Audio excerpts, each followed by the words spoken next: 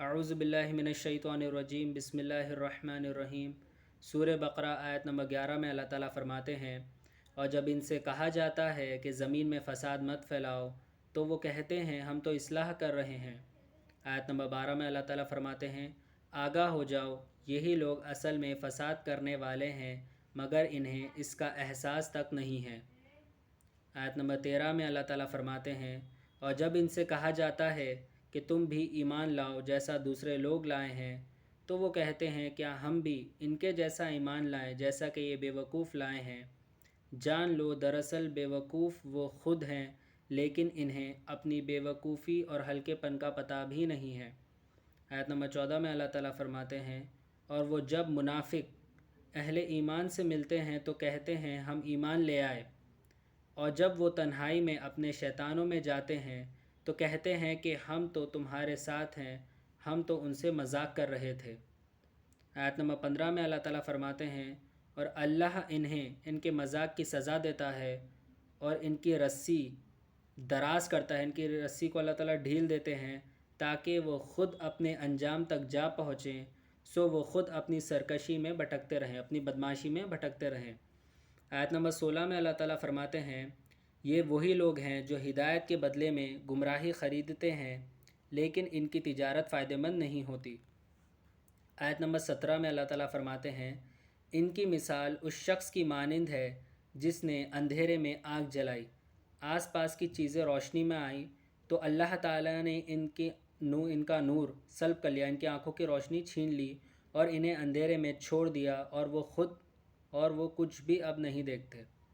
آیت نمبر 18 میں اللہ تعالیٰ فرماتے ہیں، یہ لوگ بہرے ہیں، گنگے ہیں، اندھے ہیں، اب وہ سیدھے راستے کی طرف نہیں لوٹیں گے۔ آیت نمبر 19 میں اللہ تعالیٰ فرماتے ہیں، ان کی مثال اس بارش کی جیسی ہے جو آسمان سے برستی ہے جس میں اندھیرا، گرج اور چمک ہے۔ بجلی کی کڑک سے وہ لوگ موت کے ڈر سے اتنا ڈر جاتے ہیں وہ موت سے کہ اپنے کانوں میں انگلیاں ٹھوس لیتے ہیں، اور اللہ کافروں کو گھیرے ہوئے ہے۔ آیت نمبر 20 میں اللہ تعالیٰ فرماتے ہیں، انہیں یہ لگتا ہے کہ بجلی ان کی آنکھوں کی بینائی اچک لے جائے گی، ان کو یہ لگتا ہے کہ بجلی ان کی آنکھوں کی روشنی کو اچک لے جائے گی۔ جب بھی ان کے ماحول میں روشنی ہوتی ہے، جب بھی ان کے آس پاس روشنی ہوتی ہے وہ اس میں چل پڑتے ہیں، اور جب بھی اندھیرا ہوتا ہے تو وہ رک جاتے ہیں،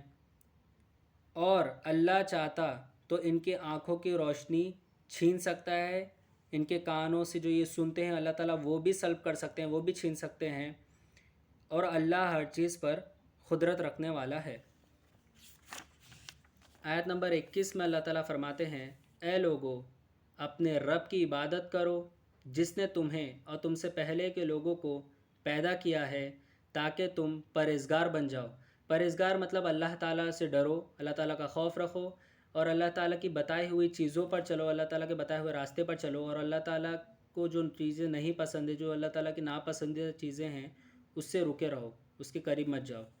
آیت نمبر 22 میں اللہ تعالیٰ فرماتے ہیں، جس نے تمہارے لیے زمین کو فرش اور آسمان کو چھت بنایا اور پھر آسمان سے پانی برسایا، پھر اس کے ذریعے تمہارے کھانے کے لیے پھل پیدا کیے،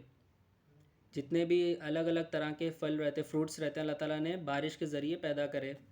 بس تم اللہ کے لیے شریک نہ ٹھہراؤ حالانکہ تم حقیقت حال جانتے ہو۔ آیت نمبر 23 میں اللہ تعالیٰ فرماتے ہیں، اگر تم اللہ کے اس کلام کے بارے میں شک میں مبتلا ہو جو ہم نے اپنے برگزیدہ بندے پر نازل کیا ہے، برگزیدہ مطلب عزیز، ریسپیکٹیبل بندے پر اللہ تعالیٰ نے جو نازل کیا ہے، اس میں اگر تم شک میں ہو تو اللہ تعالیٰ فرما رہے ہیں کہ کوئی ایک صورت ہی بنا لاؤ، ایک صورت بنا لاؤ، اور اس کام کے لیے اللہ کے سوا اپنے سارے سپورٹرز کو بلا لاؤ اگر تم اپنے شک اور انکار میں سچے ہو۔ آیت نمبر 24 میں اللہ تعالیٰ فرماتے ہیں، پھر اگر تم ایسا نہ کر سکو تو ہرگز نہ کر سکو گے تو اس آگ سے بچو جس کا ایندھن مطلب فیول آدمی ہے یعنی کافر، پتھر یعنی بدھ ہے جو کافروں کے لیے تیار کی گئی ہے۔ آیت نمبر 25 میں اللہ تعالیٰ فرماتے ہیں، اے حبیب صلی اللہ علیہ وآلہ وسلم، آپ انہیں خوشخبریاں سنا دیں، جو لوگ ایمان لائے ہیں انہیں خوشخبریاں سنا دیں، ان کے لیے جنت میں باغات ہیں جس کے نیچے نہریں بہہ رہی ہیں، اور انہیں پھل کھانے دیے جائیں گے، فروٹس کھانے دیے جائیں گے، تو وہ اس کے ظاہری صورت دیکھ کر کہیں گے، اس کی ظاہری صورت، فروٹس کی ظاہری صورت دیکھ کر کہیں گے یہ تو ہمیں دنیا میں بھی دیا گیا تھا، حالانکہ انہیں ملتے جھلتے صورت میں پھل دیے جائیں گے، ملتے جھلتے صورت کے ہی پھل دیے جائیں گے، اور ان کے لیے جنت میں پاکیزہ بیویاں ہوں گی اور وہ ان میں ہمیشہ رہیں گے۔ آیت نمبر 26 میں اللہ تعالیٰ فرماتے ہیں بے شک اللہ کسی بات سے نہیں شرماتے، کسی مثال بیان کرنے سے نہیں شرماتے، چاہے وہ بات مچھر کی ہو یا ایسی چیز کی جو اس سے بھی بڑھ کر ہو۔ جو لوگ ایمان لائے وہ خود جانتے ہیں کہ یہ مثال ان کے رب کی طرف سے حق کی نشانی ہے،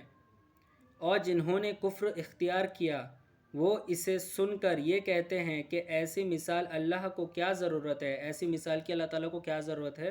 جو کفر کرتے ہیں ان لوگ یہ بات بولتے ہیں۔ اس طرح اللہ ایک ہی بات کے ذریعے بہت سے لوگوں کو گمراہ ٹھہراتا ہے، صرف ایک ہی بات کے ذریعے اللہ تعالیٰ، اسی ایک بات کے ذریعے اللہ تعالیٰ بہت سے لوگوں کو گمراہ کر دیتا ہے، گمراہ ٹھہراتا ہے، اور بہت سے لوگوں کو ہدایت دیتا ہے، اور صرف اللہ تعالیٰ انہی لوگوں کو گمراہ ٹھہراتا ہے جو پہلے سے نافرمان ہیں۔ آیت نمبر 27 میں اللہ تعالیٰ فرما رہے ہیں یہ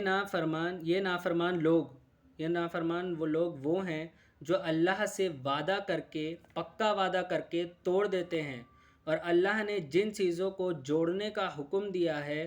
اس چیزوں کو کاٹ دیتے ہیں، وہ تعلق کو کاٹ دیتے ہیں لوگ، اور زمین میں فساد کرتے ہیں، یہی لوگ نقصان اٹھانے والے ہیں۔ آیت نمبر 28 میں اللہ تعالیٰ فرماتے ہیں تم کس طرح اللہ کا انکار کرتے ہو حالانکہ تم بے جان تھے، اللہ نے تمہیں زندگی بخشی، پھر تمہیں موت سے ہمکنار کرے گا، پھر تمہیں موت بھی دے گا، اور اس کے بعد تمہیں زندہ کرے گا، پھر تم اسی کی طرف لوٹائے جاؤ گے۔ آیت نمبر 29 میں اللہ تعالیٰ فرماتے ہیں وہی ہے جس نے سب کچھ زمین میں تمہارے لیے پیدا کیا، پھر وہ کائنات کے اوپری حصوں کی طرف متوجہ ہوا، پھر اللہ تعالیٰ کائنات کے اوپری حصوں کی طرف متوجہ ہو کے 7 آسمان اللہ تعالیٰ نے بنا دیے، اور وہ ہر چیز کو جاننے والا ہے، اور اللہ ہر چیز کا جاننے والا ہے۔ آیت نمبر 30 میں اللہ تعالیٰ فرماتے ہیں وہ وقت یاد کریں اے رسول صلی اللہ علیہ وآلہ وسلم جب آپ کے رب نے فرشتوں سے فرمایا کہ میں زمین میں اپنا نائب بنانے والا ہوں، اپنا نائب مطلب اسسٹنٹ بنانے والا ہوں، تو فرشتوں نے ارشاد کیا کہ کیا تو زمین میں ایسا نائب بنائے گا، ایسا اسسٹنٹ بنائے گا جو نیچے زمین میں فساد کرے گا اور خون ریزی کرے گا، حالانکہ ہم آپ کی پاکیزگی بیان کرتے رہتے ہیں۔ تو اللہ نے فرمایا میں وہ کچھ جانتا ہوں جو تم نہیں جانتے۔ صدق اللہ العظیم و صدق مولانا رسولہ الکریم۔